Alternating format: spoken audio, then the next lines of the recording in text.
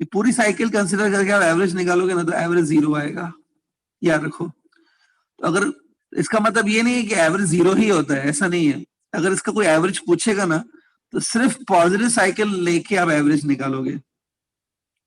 Average must be found over a half cycle, सिर्फ half cycle का average निकालेंगे, ठीक है।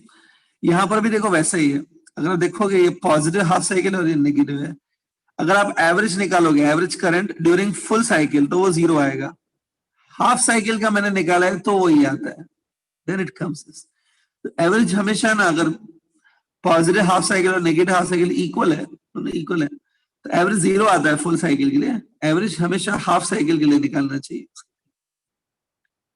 ठीक है। You have to consider average over half cycle. ये थोड़ी चीजें ध्यान में रखो, आगे बढ़े, ठीक है। कुछ नई पॉइंट मिले तो अपने नोटबुक में नोट करते रहना। अगर कोई पॉइंट ऑलरेडी पता है आपको तो वो भले नोट मत करो, चलेगा।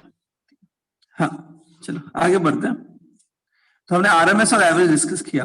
अब देखो एक चीज बता देता हूं मैं, इस चैप्टर में एसी सर्किट्स में जो भी करंट आप डील करोगे ना, कभी किसी क्वेश्चन में करंट गिवन है या किसी क्वेश्चन में वोल्टेज गिवन है, जब भी आप वोल्टेज या करंट से डील करोगे ना, ठीक है, तो अगर क्वेश्चन में ऐसा लिखा है कि वोल्टेज इज ऑफ 200 वोल्ट, ऐसे एग्जाम्पल दिया हुआ है, तो आपको ये खुद ही अज्यूम कर लेना है कि ये आरएमएस वैल्यू है। अगर कुछ मेंशन नहीं है तो वो बाय डिफॉल्ट आरएमएस ही होता है इन दिस चैप्टर। अगर किसी क्वेश्चन में ऐसा करंट लिखा हुआ है कि current of 2 ampere is flowing in AC circuit, current of 2 ampere flowing in AC circuit, तो ये अज्यूम कर लेना है कि ये अपने आप की बाय डिफॉल्ट आरएमएस ही है। एक याद रखो, अगर क्वेश्चन में कुछ मेंशन नहीं है, नथिंग इज मेंशन, तो वो आरएमएस ही माना जाता है, ठीक है। और अगर क्वेश्चन में बोला है कि फाइंड द करंट या फाइंड द वोल्टेज बोला है, सिर्फ इतना बोला है फाइंड करंट या फाइंड वोल्टेज, तो मतलब वही है कि आरएमएस फाइंड करना है। अगर पीक करंट होगा या पीक वोल्टेज होगा तो वो मेंशन करेंगे पीक, कुछ मेंशन नहीं किया है तो आपको वो आरएमएस लेना है, ठीक है। तो कुछ भी क्वेश्चन मेंशन है इट इज आरएमएस, ठीक है, याद रखो ये चीज। नेक्स्ट आगे बढ़ते हैं। Circuit that contains only resistance, pure resistance, circuit containing pure resistance. ये बहुत डिटेल में डिस्कस नहीं करूंगा मैं क्योंकि पहले करवाया है ये चीजें। सपोज एक रेजिस्टेंस है, इसको एसी सोर्स के साथ कनेक्ट कर दिया, this is a symbol for AC source, याद आ रहा है कुछ? ये सर्किट है, इसमें आपको याद होगा अच्छे से कि इसमें करंट फ्लो हो रहा है और ये जो आपने वोल्टेज अप्लाइड किया वो ई है, E is a voltage applied और करंट है आई है। आप में से किसी को याद है कि ई और आई में से कौन लीड करता है कौन लैग करता है in case of resistance circuit? Anybody? E और आई में से कौन लीड करता है कौन लैग करता है फेज में? Same phase, same phase. Akanksha don't mind, अभी आप अगले 15 मिनट तक आप आंसर मत देना, मैं आपको फिर बोलूंगा। Don't worry, I don't have any problem with your answers. मुझे देखना है बाकी स्टूडेंट कहां पहुंचे हैं, what the hell other are doing, मुझे वो देखना है। क्योंकि हमेशा क्या आप आंसर देते हो बाकी लोग फिर चुप बैठ जाते हैं। Let's see what else what everybody is doing. तो आकांक्षा अभी 15 मिनट्स तक आपको कोई आंसर मत देना, ठीक है? डोंट वरी, डोंट माइंड, ठीक है। तो ई और I as Akanksha only told me, बाकी लोग तो आराम कर रहे हैं, सुबह सुबह का टाइम में बोलेंगे क्या सर इतना सुबह सुबह को आंसर्स क्या दें हम लोग, है ना? तो सब लोग बाकी आराम कर रहे हैं, सुबह का टाइम है। आकांक्षा ने बताया कि ई और आई सेम फेज में होते हैं। In case of resistance E and I both are in what? Same phase.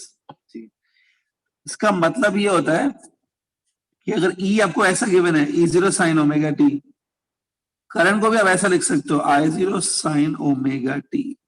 Omega T जो है ना उसको फेज बोला जाएगा, इधर दोनों का फेज सेम होना चाहिए, that is omega T.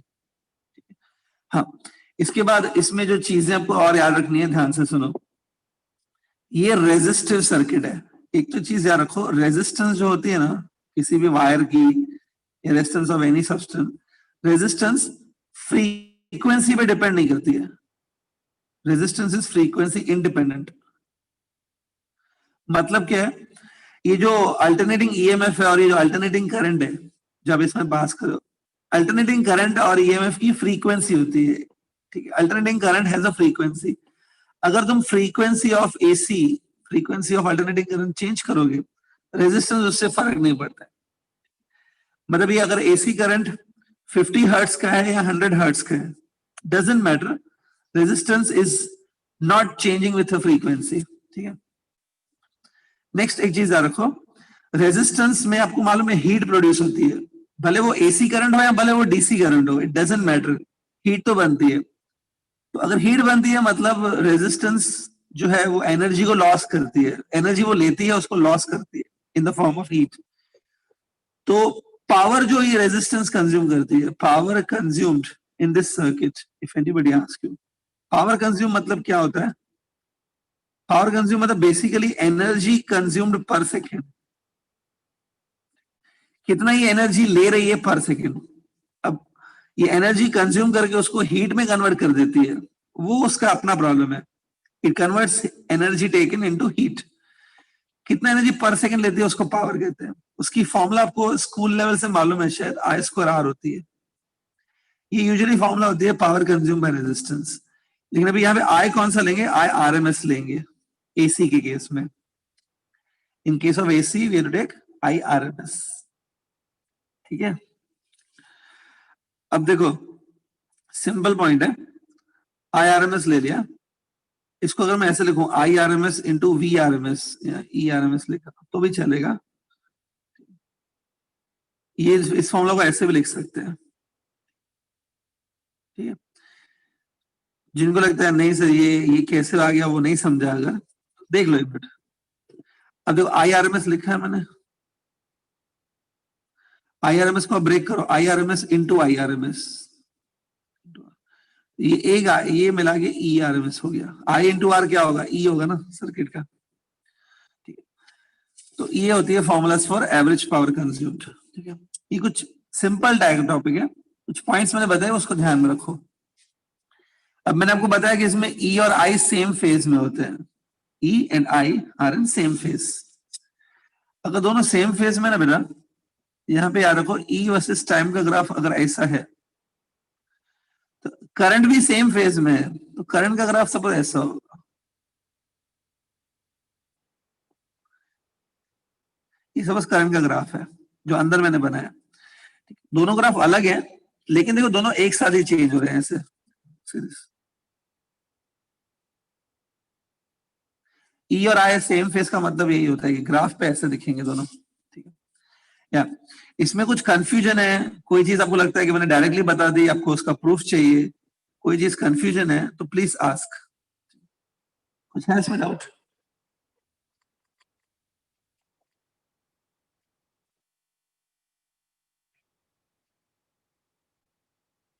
Nothing, आगे बढ़े, ठीक है। So let's proceed. कुछ लिखना है, लगता है कोई इंपॉर्टेंट चीज है इसमें तो लिख लेना वो।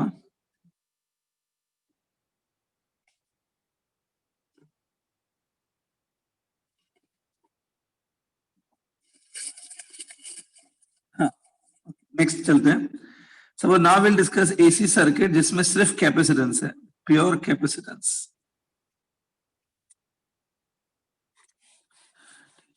ठीक है। तो सर्किट तो आपको इमेजिन करना होगा कि ऐसा दिखेगा सर्किट, ठीक है। ये सर्किट है उसमें से करंट फ्लो होगा, बराबर। तो ये है AC circuit containing pure capacitance.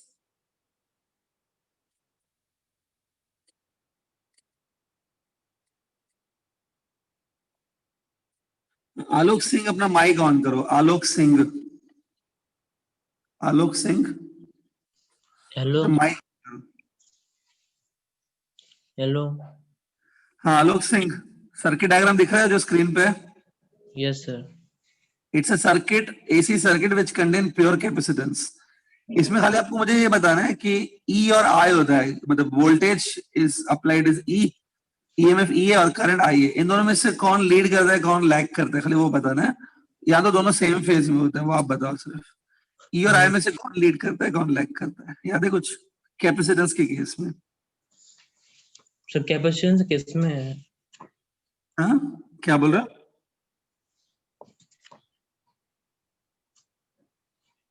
हाँ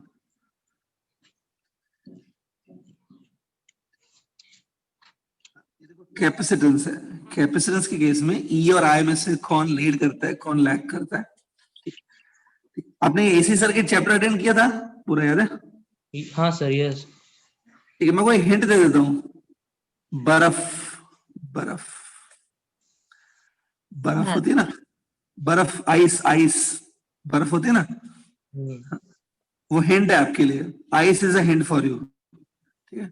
हाँ बोलो, इन केस ऑफ कैपेसिटेंस ये ईएमएफ और आई में से फेज में कौन लीड करते हैं? हु लीड्स इन फेज, ई और आई में से? करंट लीड करता है, करंट। कैसे, मतलब पता चला?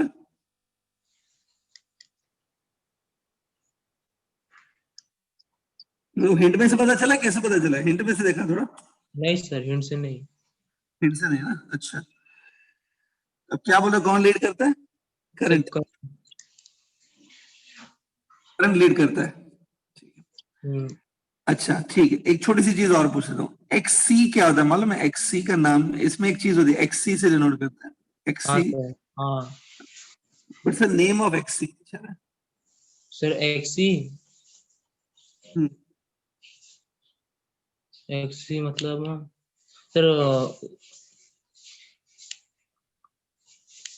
एक्सी मतलब मतलब सर, एक्स्ट्रा कंफर्ट, एकदम आराम से सो जाने का। क्या सुबह सुबह लेक्चर है ना, एक्स्ट्रा कंफर्ट, फुल कंफर्ट। ठीक है बेटा, आराम करो, मैं बाद में पूछता हूँ, ठीक है? क्लोज करो माइक। हाँ, तो आलोक सिंह ने एनी हाउ जज करके बता दिया, शायद कुछ तो उसने जज किया कि ई और आई में से आई लीड करता है और ईएमएफ क्या करता है? लैग करता है, ठीक है? करेक्ट है। आइस वर्ड से मैंने बताया था, आइस में सी मतलब कैपेसिटेंस, आई मतलब करंट, तो करंट पहले आता है, तो आई लीड्स, ई लैग्स। अब देखो, ये आपको मालूम होना चाहिए रिलेटेड टू कैपेसिटर, और क्या चीजें याद होनी चाहिए मैं बता देता हूँ। देखो सपोज ये फेजर डायग्राम है, it's a phasor, phasor diagram में ये अगर करंट है तो ये ईएमएफ है। आपको याद होगा फेजर्स जो थे ना, मैंने बताया था फेजर्स एंटी क्लॉकवाइज घूमते हैं, ये ऐसे जाएगा, ये ऐसे एंटी क्लॉकवाइज घूमेंगे, तो आई हमेशा आगे रहेगा ई से, ठीक है? दोनों में एंगल दिख रही है आपको, 90 डिग्री की एंगल बनाई है मैंने। यस, आई लीड करता है, that is okay, but it leads by 90 degree. ये ईएमएफ लैग्स करता है, but it lags by 90 degree. 90 degree का क्या मतलब होता है? इसका मतलब सिंपल है कि अगर E is equal to E0 sine omega T तुम बोल रहे हो, इसमें ओमेगा टी इसका फेज है, omega T is a phase, तो करंट ऐसा होगा I0 sign omega T plus 90। ये देखो फर्क दिख रहा है दोनों में, करंट 90 डिग्री आगे चल रहा है फेज में, ये 90 का मतलब होता है, ठीक है? आपको ये मालूम है, अभी यहाँ पे साइन ओमेगा डी प्लस 90 लिखा है, साइन ओमेगा डी प्लस 90 मतलब कॉस 90, कॉस ओमेगा टी हो गया। तो ई का जो ग्राफ है वो साइन के जैसा होगा, तो आई का जो ग्राफ है वो कोसाइन के जैसा होगा।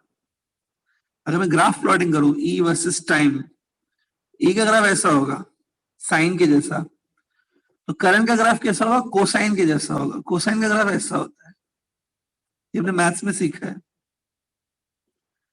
ये आई का ग्राफ होगा, ये ई का ग्राफ, ठीक है?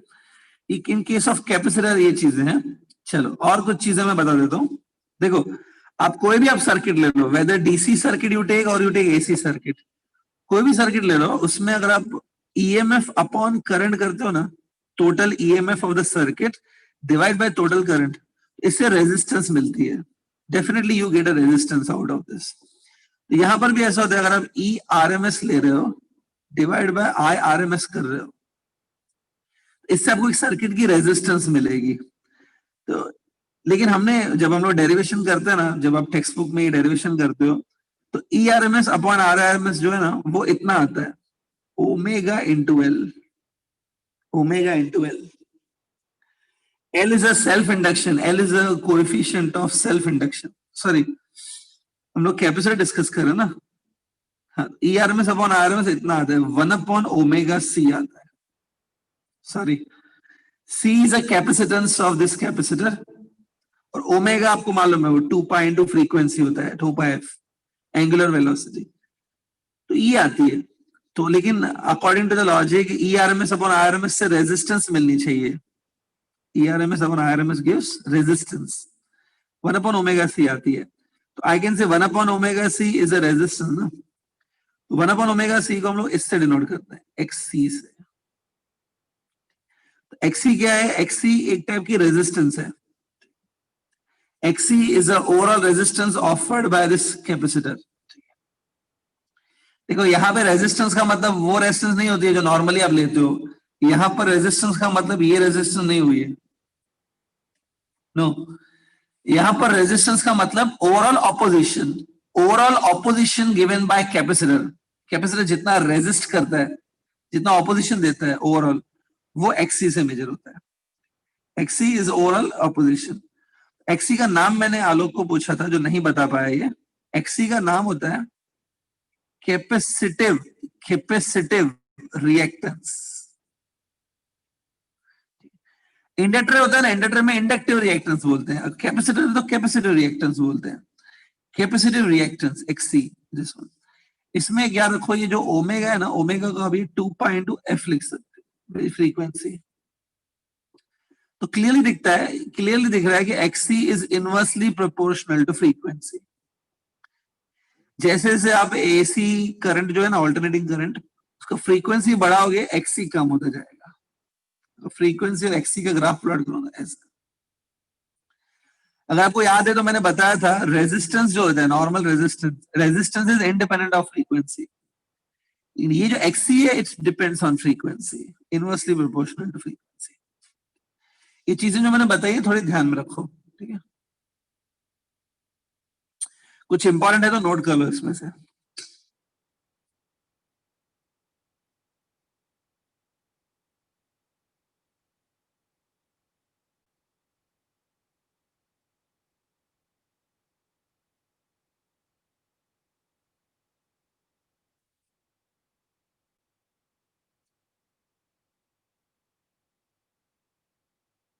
हो गया. हाँ, बस कैपेसिटर में एक लास्ट चीज और सुन लो ध्यान से. One more thing in the capacitor. ये मैंने पहले बताई है, वापस बता रहा हूं. ये जो कैपेसिटर है ना, इसमें से आप AC करंट पास कर रहे हो. AC करंट की एक फुल साइकिल जब होती है pass, when one full cycle of AC passes through capacitor, तो overall power consume by capacitor 0 रहता है. हमने पावर कंज्यूम बाय रेजिस्टेंस मैंने आपको बताया था पीछे सेक्शन में. पावर कंज्यूम बाय रेजिस्टेंस बताया था. यहां पर पावर कंज्यूम बाय कैपेसिटर होगा ना, 0 होता है. कैपेसिटर एक पूरे साइकिल में पावर कंज्यूम नहीं करता है. क्या होता है, ऐसे याद रखो खाली, जब हाफ साइकिल पास होती है, positive half cycle, suppose during positive half cycle capacitor charge हो जाता है from the AC current. Capacitor की चार्जिंग हो जाती है. तो नेगेटिव हाफ साइकिल आती है. During negative half cycle capacitor discharge हो जाता है. डिस्चार्ज होता है मतलब ये आपको चार्ज देता है, ये वापस देता है सर्किट में अपना चार्ज. ओवरऑल ये कुछ एनर्जी कंज्यूम नहीं करता है, जितना लेता है उतनी वापस दे देता है. याद रखो, average power consume by the capacitor in the full cycle. पूरी एक साइकिल होनी चाहिए. लिखना है, लिख लेना ये चीज. Average power consumed by the capacitor in the one full cycle is 0. अगर कोई बोलेगा हाफ साइकिल में पावर कंज्यूम करता है कि नहीं, तो हाफ साइकिल में करता है. पूरी एक साइकिल, फुल साइकिल में नहीं कर पाता है. तो क्योंकि ये पावर कंज्यूम नहीं करता है, इसको वॉटलेस भी कहा जाता है. ये वॉटलेस है, what, WATT, wattless. Capacitor is a wattless element. Power consume नहीं करता है ये अल्टीमेटली. ठीक है. सो आई होप नोट कर लिया सब आपने. ठीक है. अब देखो, इंडक्टर में रिपीट नहीं कर रहा हूं, इंडक्टर भी ऐसा ही कुछ है, मैं इंडक्टर रिपीट नहीं कर रहा हूं. ठीक है, करवाया है पहले. इंडक्टर में यही सब चीजें उल्टी हो जाएंगी.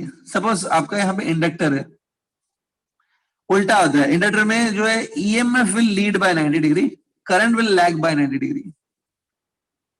ये ई और आई एक दूसरे के साथ इंटरचेंज हो जाएंगे। इंडक्टर में सब उल्टा होगा, जो ई है वो लीड करेगा, करंट जो है वो लैग करेगा एवरीवेयर। ठीक है। और नेक्स्ट एक चीज है कि यहाँ पे याद रख रहे हैं, इंडक्टर के केस में एक्स सी नहीं होता है, एक्स एल होता है, एक्स एल। सी इंडक्टर में बहुत क्विकली बता देता हूं, ये सपोज कॉइल है, इसको आप कॉइल भी बोल सकते हो, it can be called as coil और it can be called as inductor. इसको हमने एसी से कनेक्ट किया है इसे। ठीक है, तो सब कुछ उल्टा होता है इसमें, इसमें ईएमएफ लीड करता है बाय 90 डिग्री। ठीक है, इसमें बस जो मेन छोटी पॉइंट्स है वो मेन इंपॉर्टेंट पॉइंट्स बता देता हूं। इसमें एक्सएल रहता है, XL it's a resistance offered by inductor, XL. XL की एक फॉर्मूला होगी E R M S upon I R M S, E upon I करके एक्सएल। इस एक्सएल का फुल फॉर्म है इंडक्टिव रिएक्टेंस।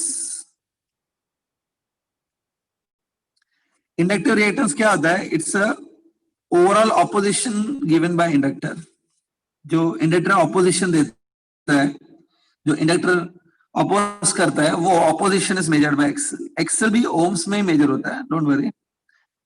जैसे resistance is measured in ohms, XL is also measured in ohms. XL की formula omega into L होती है, omega को 2 pi F लिखेंगे।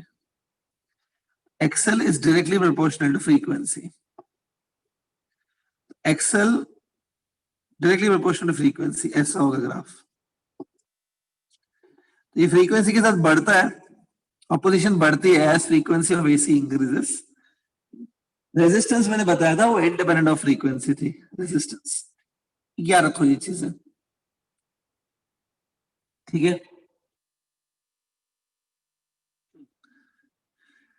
जो overall power consume by inductor है in one cycle, the power consume by inductor भी 0 होता है। Inductor also do not consume any power. ये कुछ चीजें इस पर ध्यान रखो, ठीक है। बताया था पहले, टॉपिक डिस्कस हुआ है पहले भी थियरी में, जस्ट क्विकली रिवाइजिंग, ठीक है।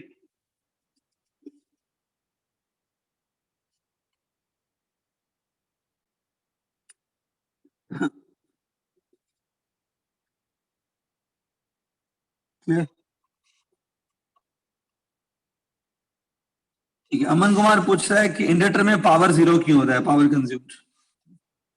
सी अमन कुमार, सपोज आपने जैसे ही इस सर्किट को कनेक्ट किया, as soon as you connected, EMF ऐसा चेंज होगा सब, राइट।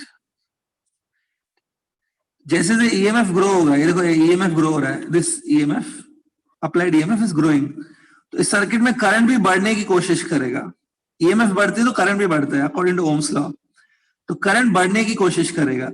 जैसे ही करंट बढ़ने की कोशिश करेगा, यहाँ पे बैक ईएमएफ बनेगी, वो ना इंड्यूस ईएमएफ इंडक्टर में। ये बैक ईएमएफ है ना, करंट की ग्रोथ को अपोज करेगी, करंट को देखो ऑपोजिशन मिलेगा because of the back EMF. तो क्या होगा, क्योंकि ऑपोजिशन मिल रही है ना, तो इसलिए ये जो बैटरी है ना, battery has to do work, battery को वर्क करना पड़ेगा इस करंट को बढ़ाने के लिए। To increase the current in the circuit, battery has to supply the energy, battery has to do work. देखो फिजिक्स में सिंपल एक चीज होती है, अगर आपको कोई ऑपोजिशन दे रहा है तो उस ऑपोजिशन की वजह से आपको काम करना पड़ेगा। सपोज आप कुछ काम कर रहे हो, उसमें आपको ऑपोजिशन मिल रही है, if opposition you are getting, you have to do work, you have to spend energy. तो यहाँ पर भी काम क्या हो रहा है, काम ये है कि करंट को सर्किट में से पास करना है, लेकिन जब आप करंट को पास करोगे सर्किट में से, ऑपोजिशन मिलेगी बाय द बैक ईएमएफ, इसलिए वर्क करना पड़ेगा, battery has to supply energy. तो ये एनर्जी कंज्यूम हो रहा है, मतलब यहां पर एनर्जी कंज्यूम होगा, वो एनर्जी इंडक्टर लेता है, that energy is stored in the inductor in the form of magnetic field. Inductor के आसपास है ना मैग्नेटिक फील्ड बन जाती है, उसमें हम लोग मानते हैं एनर्जी स्टोर्ड है। बाद में क्या होता है, जब ये ईएमएफ कम होने लगती है, देखो सपोज ये ईएमएफ कम होने लगी है, देखो यहाँ पे, इसका क्या मतलब है कि ईएमएफ डिक्रीज हो रही है।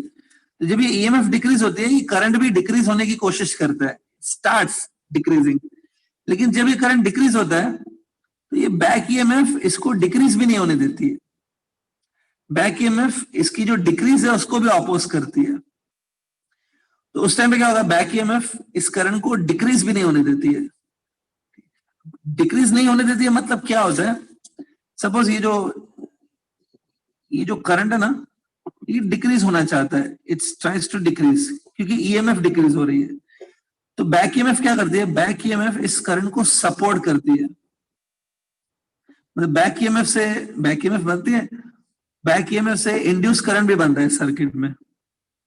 वो इंड्यूस करंट, ये जो मेन करंट है ये वाला करंट और इंड्यूस करंट दोनों एक ही डायरेक्शन में फ्लो होते हैं। तो इंड्यूस करंट की वजह से ये करंट जल्दी से कम भी नहीं होता है, ठीक है। अभी ये इंड्यूस करंट कौन दे रहा है, इंडक्टर ही दे रहा है आपको। तो इंडक्टर आपको करंट दे रहा है, inductor is giving you energy, inductor वापस दे रहा है आपको energy in the form of induce current. So पहले इंडक्टर ने एनर्जी ले लिया, अब वो वापस दे रहा है in the form of induce current, आपके करंट को हेल्प कर रहा है, इट इज गिविंग एनर्जी। तो ओवरऑल ये एनर्जी नहीं लेता है फुल साइकिल में, in one full cycle it do not takes energy from you. थोड़ा याद रखो इस चीज को ऐसे, ओके ठीक है। पावर कंज्यूम बाय इंडक्टर कितना होता है, 0 होता है।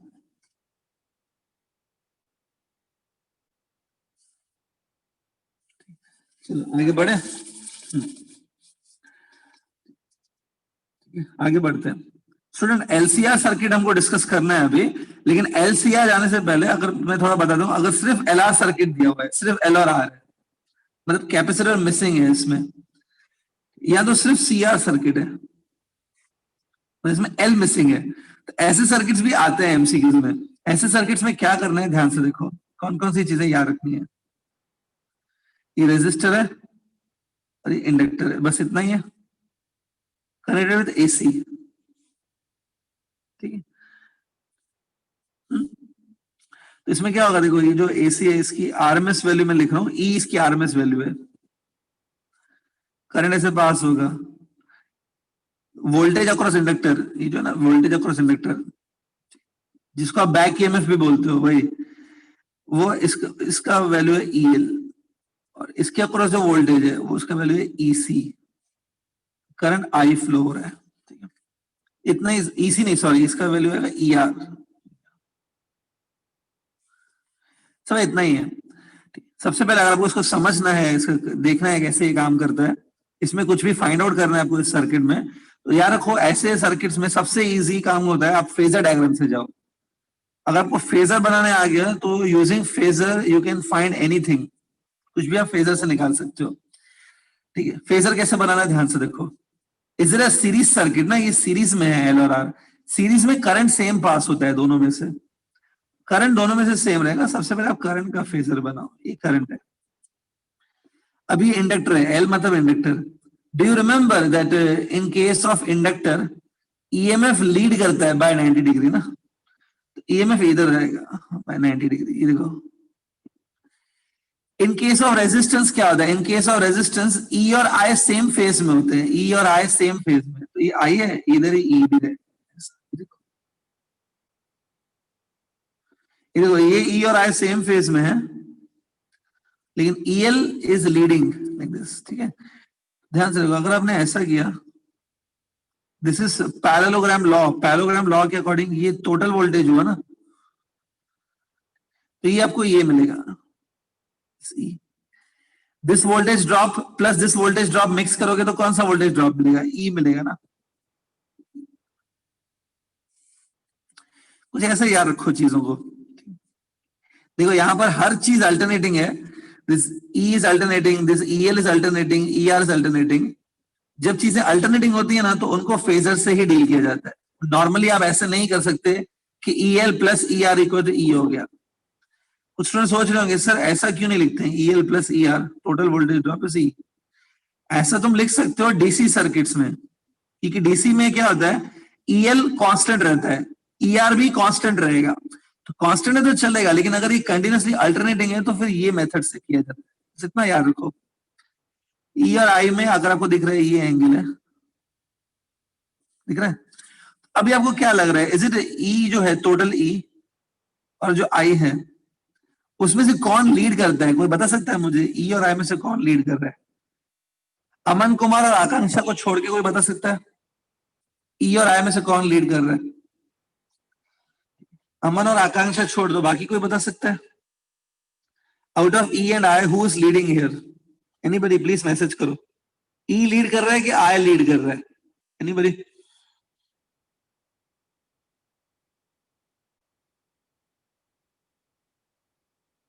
ठीक है, ये बोल रहे हैं ई लीड कर रहा है। Yes, it is correct. E lead कर रहा है, लेकिन एक बात बताओ, ई दिख रहा है, ई 90 डिग्री से लीड कर रहा है क्या? मतलब ई और आई में 90 डिग्री का लीडिंग तो नहीं है ना, फाई एंगल से लीड कर रहा है। ये फाई एंगल आपको दिख रही है, लेस देन 90 डिग्री है। This phi angle is less than 90 degree. इसका मतलब ई लीड कर रहा है by this much angle phi, लेकिन फाई एंगल कैसी? It is less than 90 degree. 90 degree से लीड नहीं करता है, लेस देन 90 से ही करता है हमेशा। तो आपको कंफ्यूजन हो रहा होगा कि सर 90 डिग्री कब लीड करता है? अगर प्योर इंडक्टर है, in case of only inductor 90 degree से लीड करता है, लेकिन ये प्योर इंडक्टर नहीं है, इंडक्टर के साथ रेजिस्टेंस भी जुड़ी हुई है ना, तो इसमें 90 से लीड नहीं करता है, लेस देन 90 से लीड करता है। ठीक है, तो ये फेजर डायग्राम आप लोग बना लोगे। ठीक है, अब इस फेजर डायग्राम से आप हर चीज फाइंड कर सकते हो। देखो यहाँ पे ये ट्रायंगल देखो, दिख रहा है ये triangle? See this triangle please.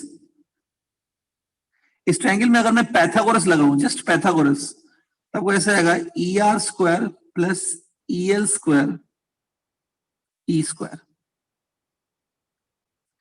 तो E can be given by this formula.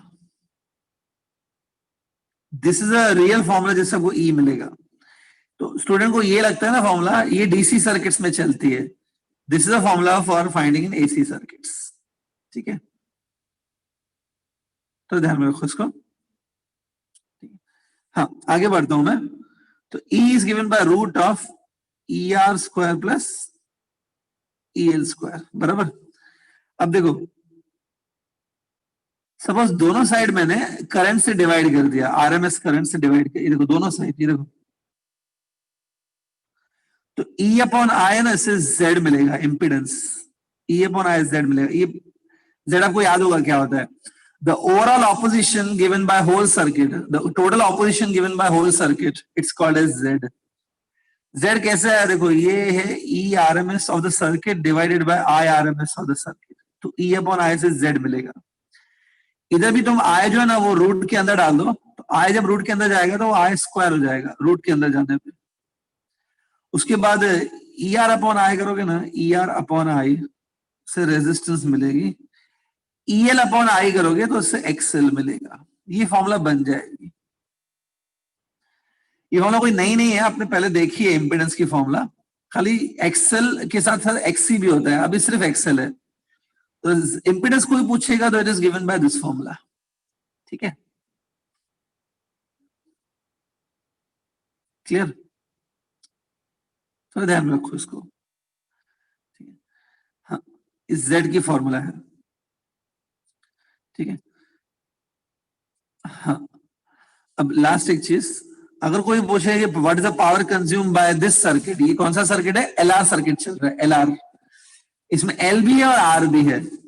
इसमें कोई अगर पावर कंज्यूम पूछेगा ना, बहुत सिंपल है, आप सिर्फ एक फॉर्मूला याद करो, ये भी डिराइव करवाई है मैंने, E R M S into I R M S into cos phi. ये बनाई है मैंने फॉर्मूला, याद करो पहले। ये फॉर्मूला चल जाती है टू फाइंड आउट पावर।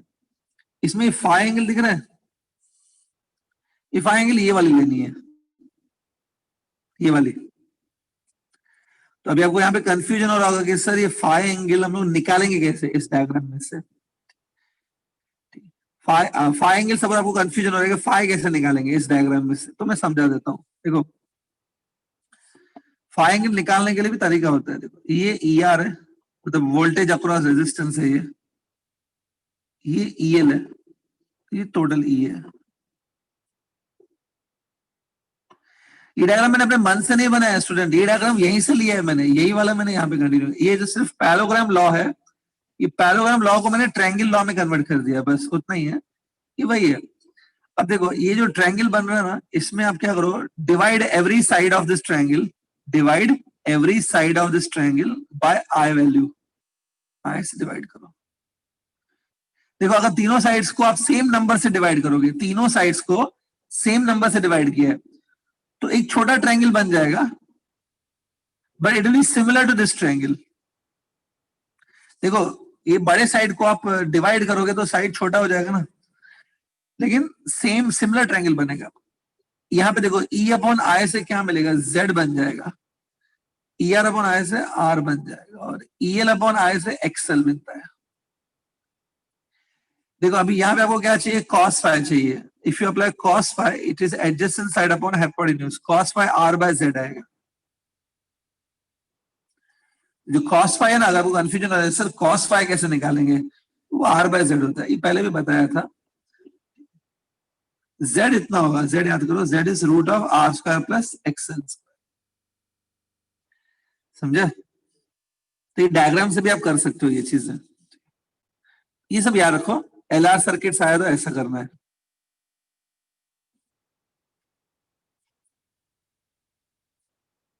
ठीक है, अब इसमें जो नोट करना है आप नोट कर सकते हो। अब एक चीज मैं आपको एज ए टास्क दे रहा हूं, अभी करने के लिए दे रहा हूं, एक चीज आपको दे रहा हूं मैं करने के लिए। क्या चीज है ये, मैंने आपको एलआर सर्किट एक्सप्लेन किया, एलआर। अब सेम बेसिस पे आप सीआर सर्किट के बारे में लिखोगे, मतलब again you draw circuit diagram for the CR circuit. ये जो जो एक एक पॉइंट मैंने लिखी है ना यहाँ पे, वो सब पॉइंट्स आप लिखोगे सीआर सर्किट के लिए। सी में आपको मालूम है कैपेसिटर के केस में क्या होता है, in case of capacitor current lead करता है, not the EMF, current lead करता है।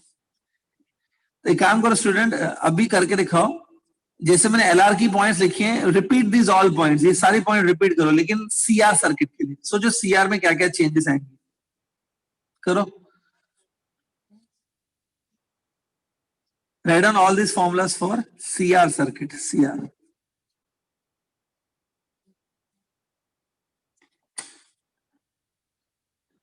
2 मिनट का टाइम दे रहा हूं मैं, 2 मिनट के बाद मैं किसी एक स्टूडेंट को पूछूंगा ये सारे फॉर्मूलाज बताने के लिए सीआर सर्किट के लिए।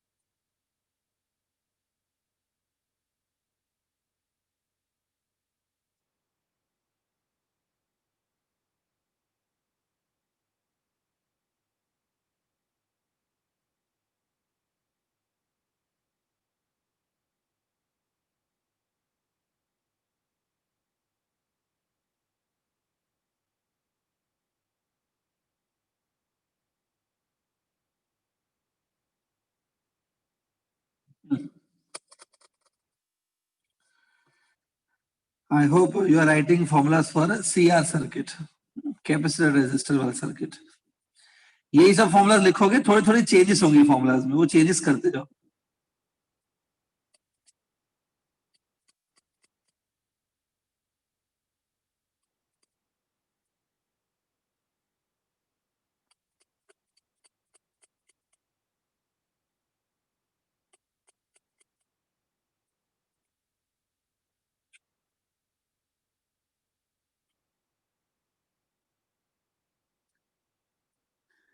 हाँ, अब मैं किसी एक स्टूडेंट का नाम लूंगा और वही स्टूडेंट मुझे आंसर देगा।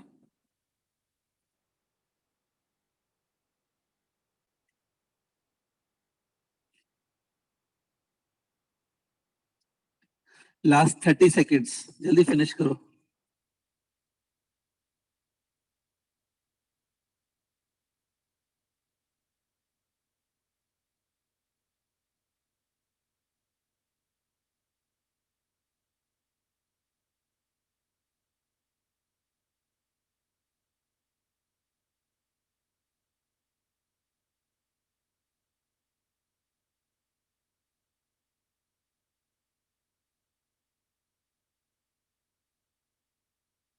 ओके, सो आई होप आपने लिख लिया होगा फॉर्मूलास। चलो मैं जिसका नाम ले रहा हूँ अभी वो आंसर देगा।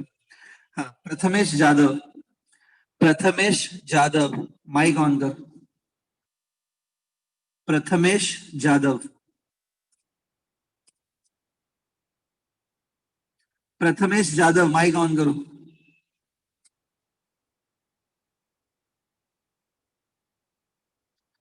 प्रथमेश जादव।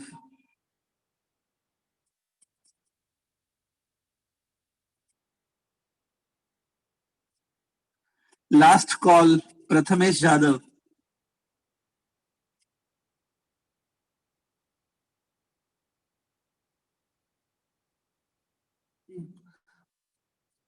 प्रयाग चौहान। प्रयाग चौहान, माइक ऑन कर। प्रयाग चौहान। Yes sir. हाँ प्रयाग। Yes sir. लिखा क्या कैपेसिटर्स के लिए फॉर्मूला लिखी है सारी? हाँ मतलब पूरा नहीं हुआ है। ठीक है, थोड़ा सा ही पूछ लेता हूँ मैं। कैपेसिटर्स वाले केस में ये इम्पीडेंस की फॉर्मूला बता, जेड की फॉर्मूला क्या बनेगी इम्पीडेंस की? Z R square plus XC square. ठीक है। अच्छा, ये जो एक्सी आप लिख रहे हो, एक्सी, हाँ। एक्सी का नाम क्या होता है? What is the name of XC? XC inductive को बोल, रिएक्टेंस। वापस बोल। नहीं sorry, capacitive reactance. Okay, next एक चीज बताओ, ये ई टोटल वोल्टेज की फॉर्मूला क्या बनी? How to find total voltage applied? E L के जगह ईसी आएगा। बस उतना ही है ना एक्चुअली? माइनस। हाँ, और ये फेजर डायग्राम में कुछ चेंजेस है कि एग्जैक्ट सेम फेजर डायग्राम आ रहा है? नहीं, आई लीड करेगा। तो ये जो मैंने ये से बॉक्स बनाया, रेक्टेंगल बनाया, ये रेक्टेंगल बनेगा कि नहीं बनेगा? ये रेक्टेंगल जो मैंने बनाया, हाँ हाँ बनेगा, बस आई लीड करेगा। तो ये रेक्टेंगल है, मतलब ये जो आई वाली लाइन है, ये जो आई वाली लाइन है, इस रेक्टेंगल ऊपर ही बनेगा ना इस आई वाली लाइन के? मतलब ये जो आई मैंने लिखा है ये ना, हाँ इसके ऊपर ये रेक्टेंगल है ना, आई के ऊपर की तरफ रेक्टेंगल बना हुआ है ना, तो ये ऊपर की तरफ ही बनेगा ना कैपेसिटर वाले केस में?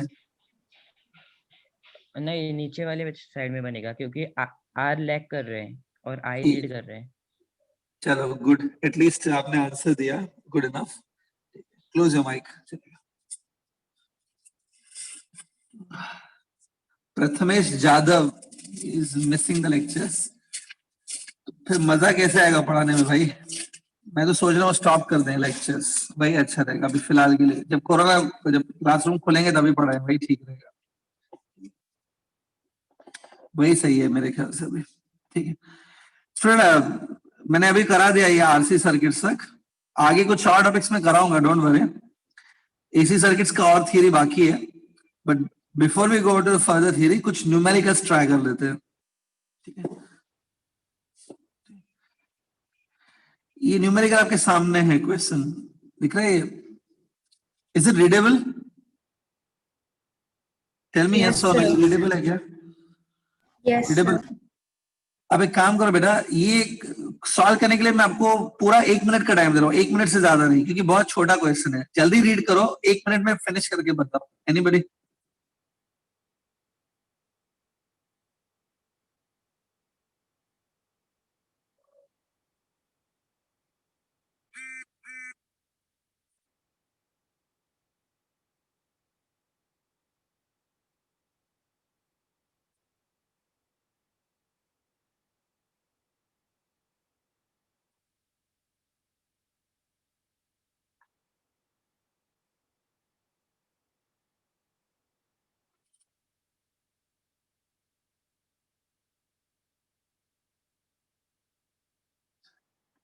अगर आपको किसी नंबर का स्क्वायरिंग वगैरह नहीं मालूम है, सपोज इधर 24 है, 24 का स्क्वायर नहीं आता है, या किसी नंबर का रूट नहीं मालूम है, पूछ सकते हो, मैं बता दूंगा अगर नहीं आता है तो।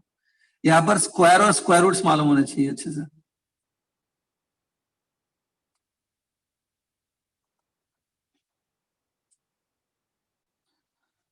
ओहो, राहुल लोहार, पवन पांडे, बालाजी, ये सब ध्यान दे रहे हैं आज, अच्छा वेरी गुड। 26 वोल्ट आंसर है स्टूडेंट, करेक्ट है, 26 है। जो अभी अभी टॉपिक करा है उसी के ऊपर है आई थिंक, नहीं? स्टूडेंट आंसर है 26 वोल्ट। करेक्ट है, चलो ठीक है, very good, okay, good enough, ठीक है। अब ये देखो सेकंड क्वेश्चन भी मैं करा देता हूँ अभी। ये सेकंड क्वेश्चन रीड करो, ये मैं सॉल्व कर रहा हूँ, don't worry, just read it once.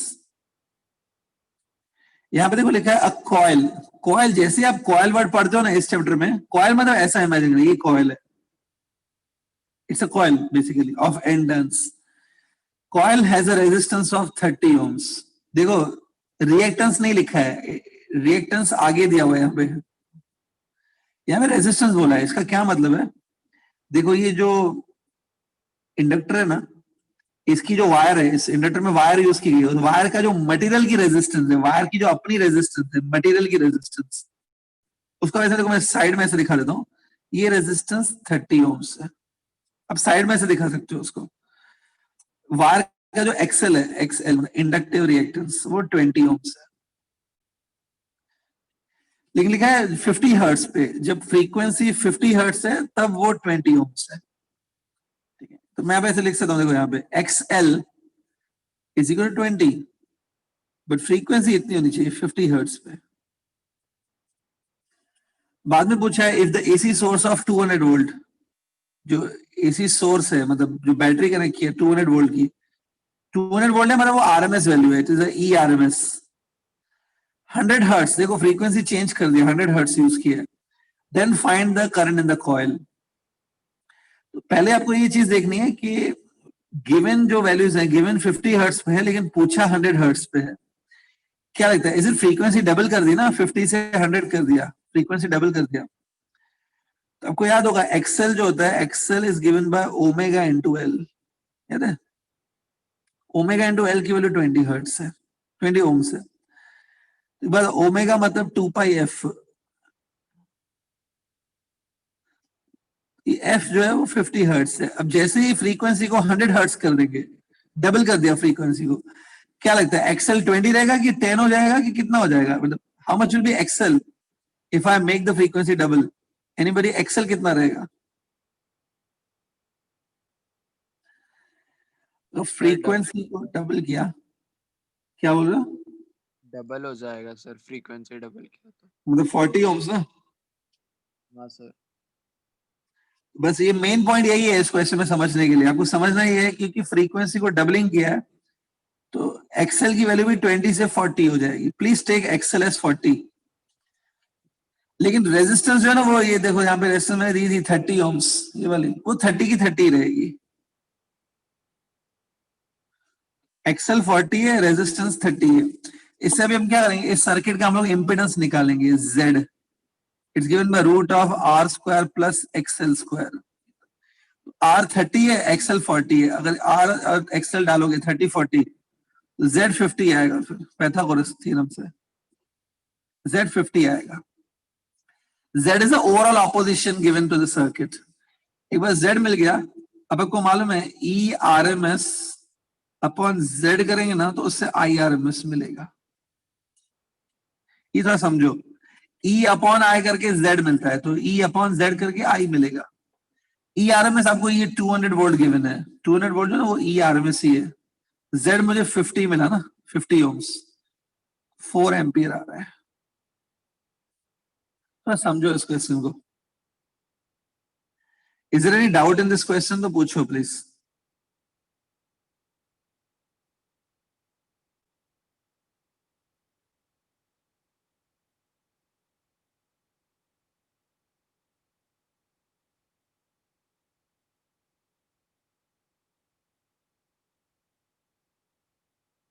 मुझे डाउट है तो पूछ सकते हो।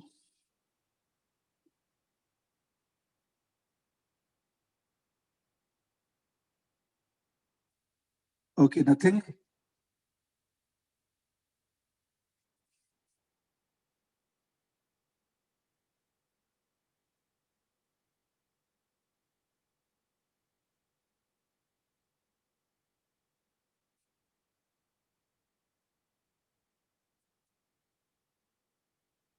ठीक है, सो आई होप यहाँ तक क्लियर हो गया सबका।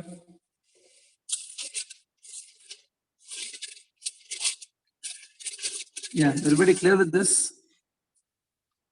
आंसर 4 एम्पियर आएगा, ठीक है। सो आई होप ये क्लियर है। देखो इस चैप्टर में कुछ टॉपिक्स अभी भी बाकी हैं, जैसे रेजोनेंस बाकी है, सीरीज रेजोनेंस वगैरह, रेजोनेंस बैंडविड्थ करके टॉपिक्स हैं, वो मैं नेक्स्ट लेक्चर में ही कवर करूंगा। आज मैं बस एक छोटा सा पॉइंट और कवर कर लेता हूं। वो टॉपिक है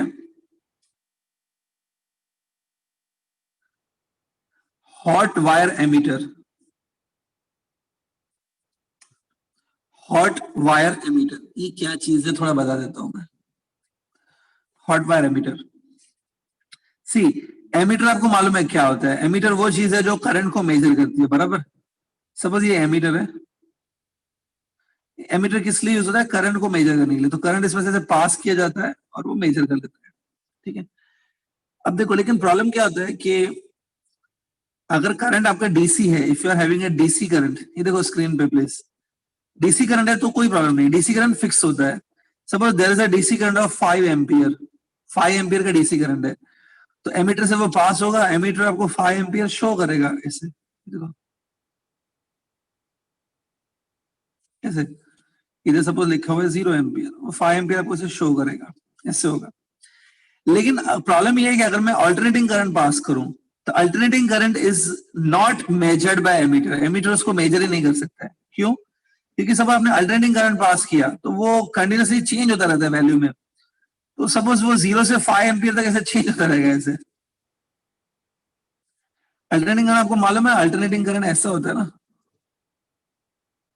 so it keeps on increasing and decreasing ना, बिटवीन 0 to 5। सपोज ये 0 है और ये 5 एम्पियर है, 0 से 5 तक वो कंटिन्यूसली चेंज होता रहेगा, और ये बाद में डायरेक्शन भी चेंज करता है। ये नेगेटिव साइकिल मतलब, ये नेगेटिव साइकिल का मतलब क्या होता है कि डायरेक्शन चेंज हुआ, अब करंट यहां से आके इधर जाएगा फिर। तो अल्टरनेटिंग करंट एमीटर मेजर ही नहीं कर सकता है, क्योंकि वो 1 सेकंड में 50 बार चेंज होता है, उसकी फ्रीक्वेंसी 50 हर्ट्ज होती है। फ्रीक्वेंसी 50 हर्ट्ज मतलब 1 सेकंड में 50 साइकिल्स आएंगी। 1 सेकंड में, एक बार बताओ, 1 सेकंड के अंदर ये 50 बार ऐसे पॉइंटर ऐसे से होगा, पॉसिबल है क्या? एमीटर मेजर ही नहीं करता है एसी करंट को, ठीक है। Ammeter does not measure AC current, ठीक है। तो एमीटर मेजर नहीं कर सकता है, तो इसका मतलब है हम लोग एसी करंट कभी मेजर ही नहीं कर पाएंगे फिर तो प्रैक्टिकली। ऐसा नहीं है, there are some special ammeters available, कुछ ऐसे स्पेशल एमीटर अवेलेबल होते हैं जो एसी को मेजर करते हैं। तो the ammeters which specially designed to measure AC current, उनको बोलते हैं हॉट वायर एमीटर, ठीक है। तो हॉट वायर एमीटर क्या होते हैं? They are the special ammeters made to measure AC current, ठीक है। अभी एसी को कैसे मेजर करते हैं आपको थोड़ा आइडिया होना चाहिए, you must have idea how they measure AC current, क्योंकि इसके ऊपर भी एक न्यूमेरिकल आता है, एक पर्टिकुलर टाइप का न्यूमेरिकल है इसके ऊपर भी, ठीक है। मैं आपको समझा देता हूँ हॉट वायर एमीटर कैसे काम करता है। सपोज ये हॉट वायर एमीटर है, ठीक है, इसमें से हम लोग एसी करंट पास करते हैं। अब एसी करंट लगातार चेंज होता रहता है, इट कीप्स ऑन चेंजिंग, तो एमीटर उसको मेजर ही नहीं करता है, क्योंकि तो चेंज होता रहता है कंटिन्यूअसली। एमीटर क्या करता है, इस एसी करंट से कितना हीट डेवलप हुआ वो हीट को मेजर कर लेता है, ठीक है। इस एसी करंट से जितनी हीट बनेगी ना, वो हीट को वो सेंस कर लेता है एमीटर, तो वो पहले तो हीट मेजर कर लेता है। सपोज जो हीट मेजर हुआ ना, जो हीट प्रोड्यूस हुआ वो एच में प्रोड्यूस हुआ, ओके, और कितने टाइम में वो प्रोड्यूस किया हीट वो भी मेजर कर लेता है वो। Let H heat is produced by the AC circuit, by the AC current in the time of T second. H heat कितने टाइम में प्रोड्यूस किया? टी टाइम में। तो ये एमीटर क्या करता है, एमीटर एच को भी मेजर कर लेता है और टी को भी मेजर कर लेता है कि कितने टाइम में कितना हीट बनाया है इसने, ठीक है। उसके बाद आप जस्ट एक अज्यूम करो, सपोज एक अज्यूम करो कि मैंने आरएमएस करंट पास किया इसमें से, ये अजम्पशन करना है। अज्यूम करो कि मैंने इसमें से आरएमएस करंट पास किया, आरएमएस। आरएमएस करंट क्या होता है? आरएमएस करंट डीसी होता है, मतलब फिक्स्ड करंट होता है, फिक्स्ड वैल्यू। आरएमएस वो करंट होता है जिसको मैंने पास किया उतने ही टाइम के लिए, टी टाइम के लिए मैंने पास किया, तो आरएमएस करंट उतनी ही हीट बनाता है, याद है।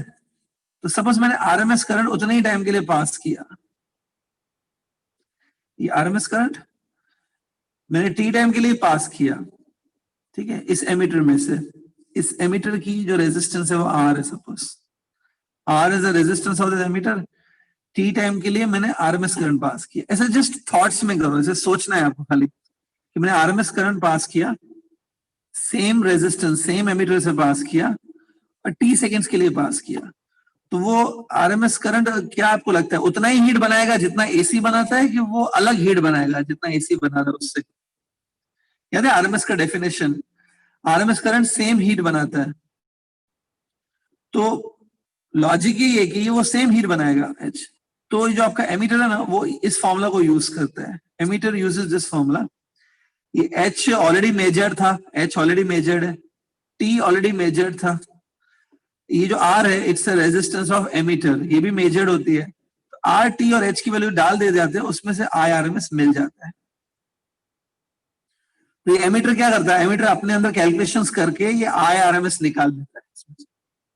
तो हॉट वायर एमीटर है ना, हीटिंग मेजर करके हीटिंग इफेक्ट पे काम करता है, हीटिंग से वो आई आर एम एस की वैल्यू निकाल लेता है। तो कौन सा वैल्यू ये आपको बताएगा as a reading? R M S value, ठीक है, याद रखो hot wire ammeter gives you R M S value, ठीक है, क्योंकि ये हीटिंग पे काम करता है ना, हीटिंग मेजर कर लेता है हीट, इसलिए इसका नाम है हॉट वायर, हॉट वायर, ठीक है। तो आरएमएस करंट ही मेजर करता है, थोड़ा ध्यान में रखो।